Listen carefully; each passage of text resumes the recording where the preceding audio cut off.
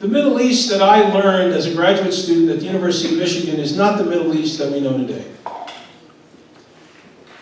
That's not a brilliant statement, but it's worth reminding ourselves of where the Middle East might be headed because of where it's come from.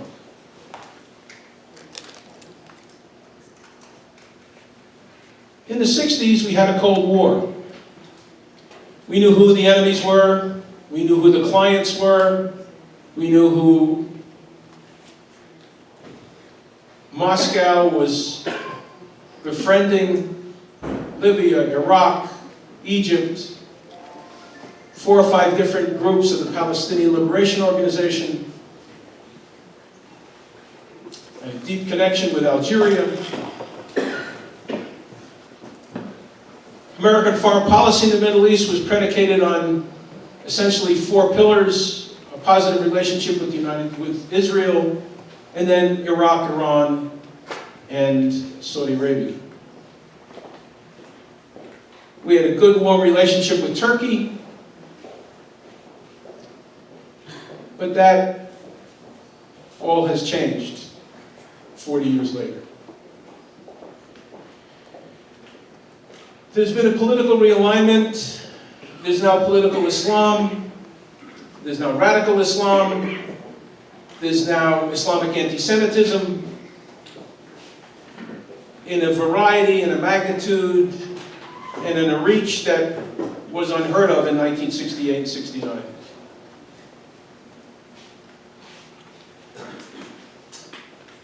We didn't have a peace between Israel and Egypt, let alone between Israel and Jordan. We had a Soviet Union, and we no longer have one. Although I might say Mr. Putin is certainly acting like he is again Catherine the Great, only the male version.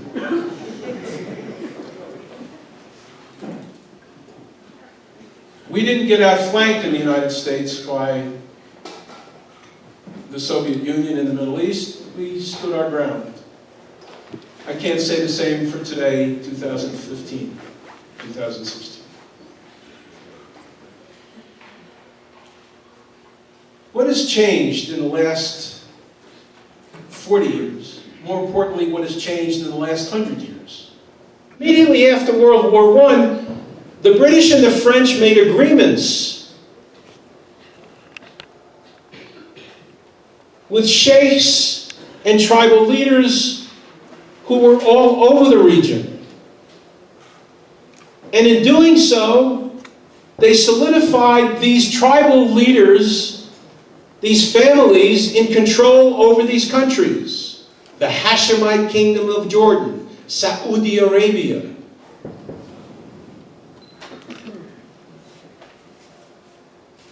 And by doing so, the great powers that are on the outside did nothing to support the well-being of the folks who are below. It maintained the status quo with the folks at the top. And when the great powers withdrew after World War II, the powers that be at the top changed. They became military leaders. But little was done for the folks from below. And the military leaders now made relationships with the Europeans and the Americans and the South Americans. And what you had was societies that were dominated by few people above and massive populations below who gradually were becoming more literate. And as they became more literate, they asked more questions about what I don't have, what I don't possess. And then they got the transistor radio. And then they got the television. And then they got an iPhone. And then they got the internet. And they had a mechanism that was capable of having them meet in front of the president's palace in order to protest, bring 5,000 people there in Tehran Square, Meydan Tahrir, in Cairo, or go to the president's palace and protest. and their literacy was increasing, and they knew how to use the cell phone, the handheld device, and they were angry. And they tossed out the autocrats who had dominated the region all these years. They tossed them out in Libya. They tossed them out in Egypt. They tossed them out in Yemen.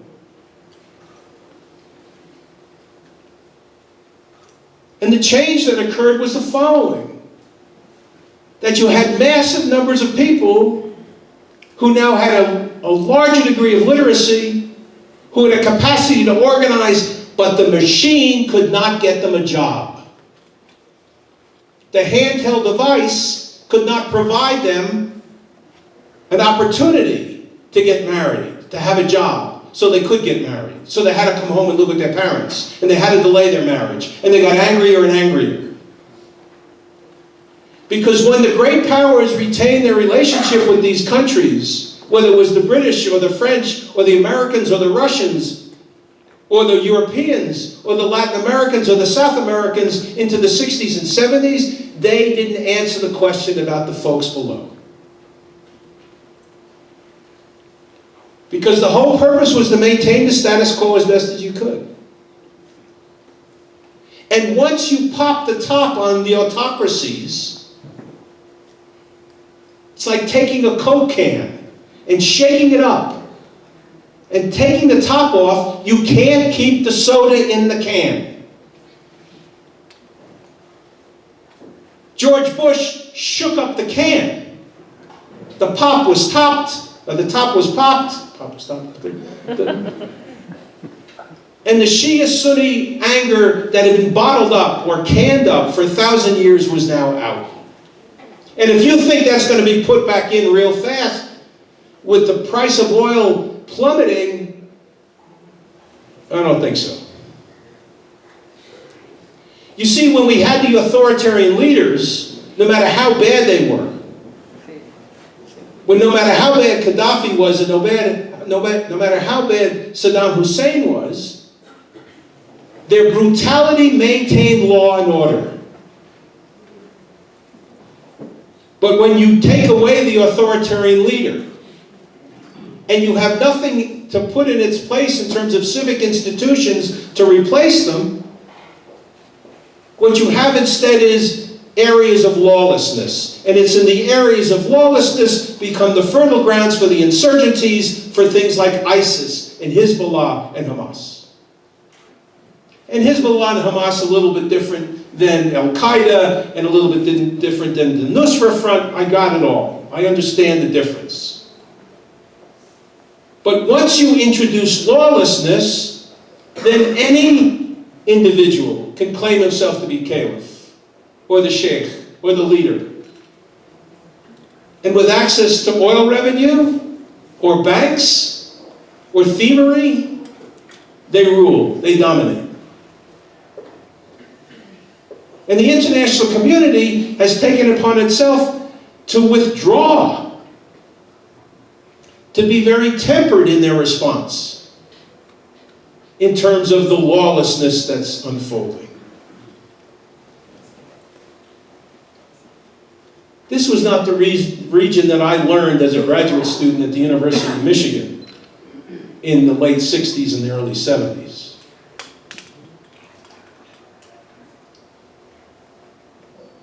A major shift occurred in the 60s. 70s actually. Three major events. The Soviets invaded Afghanistan. Sadat went to Jerusalem. And the Shah fell. The Soviet invasion of Afghanistan, the American president put his hand up and said, "I'm shocked. I'm not going to the Olympics." And our reaction cultivated Al-Qaeda. We'll drive the Soviets out. Did we understand the consequences of our action? Did we understand that if you do X, then Y will occur? Who lost Iran? Was it savable? Or was the Shah just too brutal? 6 US presidents said it was worth it. But once Khomeini came home, and Islam became a platform for political mobilization, the region was changed. And the shift occurred from the Eastern Mediterranean to the Persian Gulf. And then the positive result of the 70s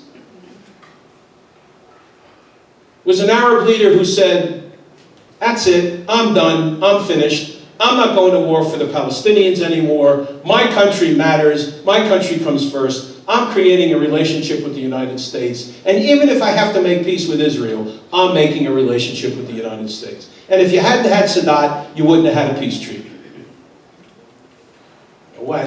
It had much less to do with Carter, had something to do with Begin, but Sadat was the engine that made this possible.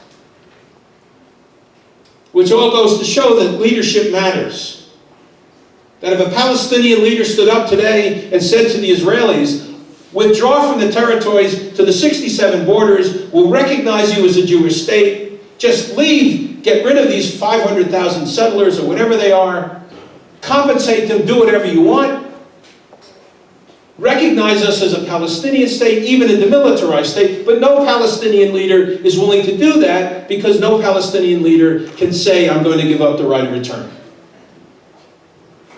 If they give up the right of return, they're essentially saying, we're ending our dream. And I don't think they want to end the dream.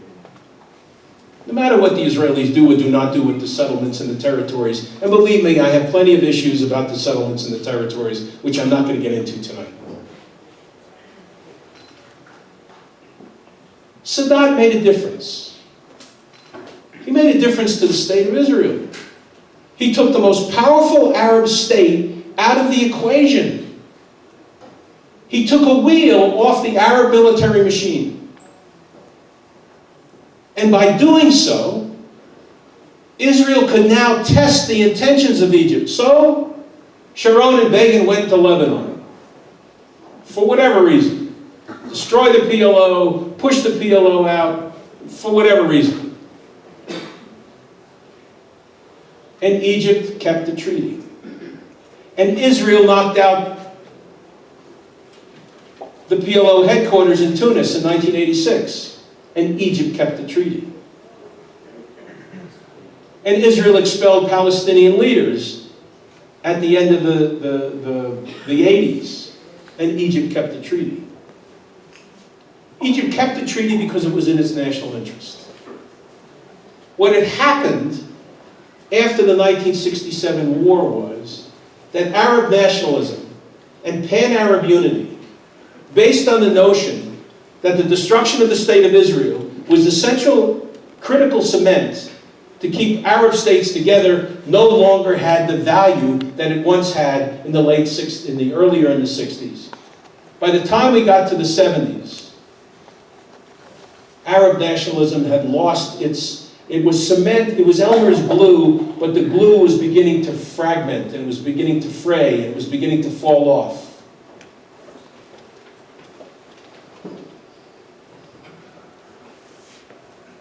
And then at the end of the 90s, you had the death of leaders, early 90s to about 2004.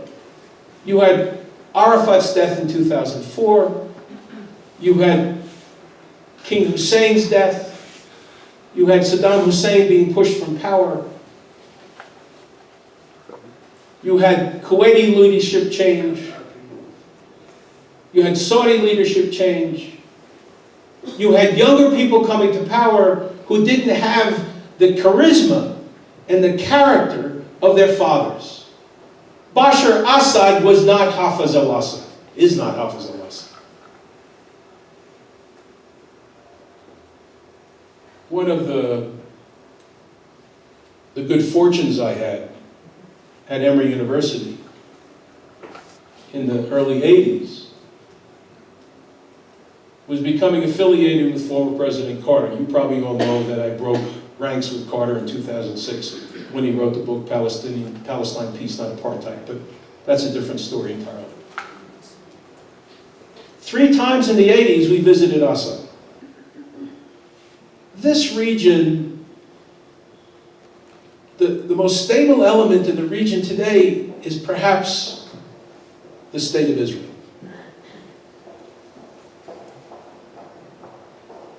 Saudi Arabia, grant you okay.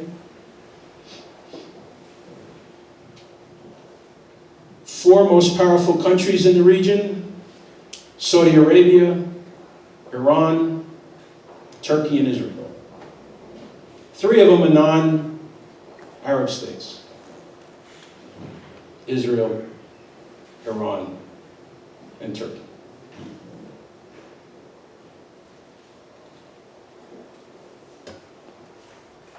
This region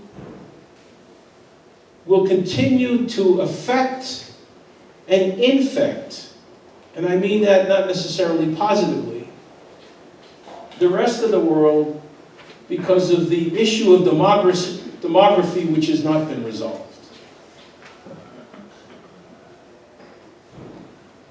Germany's taken in 1.1 million refugees. Read the editorial in today's Wall Street Journal written by the German ambassador to the United States, in which he says, we'll do this, but these people will have to come and behave according to our law, not according to their rules. We will impose it on them or they won't stay, is what he said. He also said quite explicitly in one sentence in his wonderful column, he said, no one is going to change Germany's special relationship with the State of Israel. I was surprised but delighted to have read it in the editorial.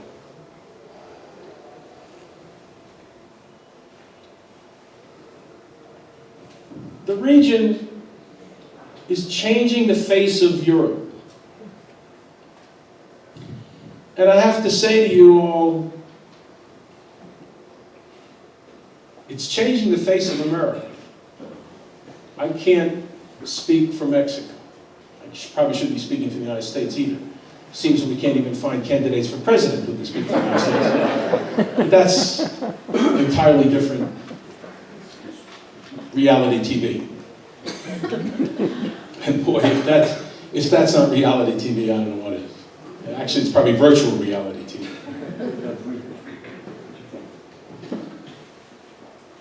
The Middle East is at our doorstep in the United States. And I don't think Americans understand it. I don't think we yet figured out what happened on 9/11. What is our response? We're going to elect someone who's going to be interested in healthcare and maybe the economy.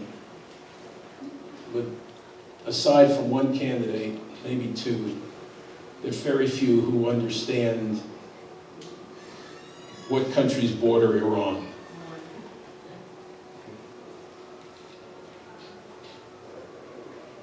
We have to muddle on through.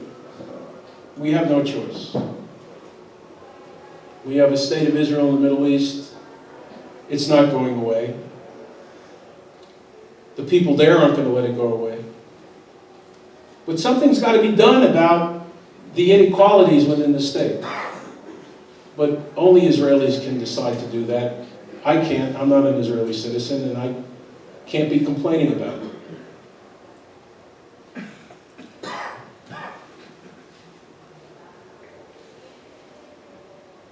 Will this region, with its borders, remain?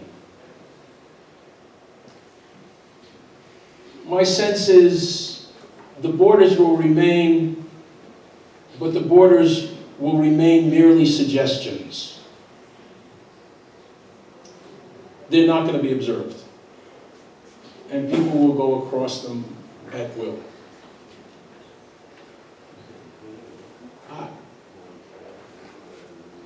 My own view at almost age 70, after following the Arab-Israeli conflict for 40 years, is a very pessimistic one. I'm not convinced that Palestinians are prepared to recognize a Jewish state west of the Jordan River, whatever the borders are. I just don't think they're ready for it. And no amount of coercion from the United States or from an outside party is going to change that.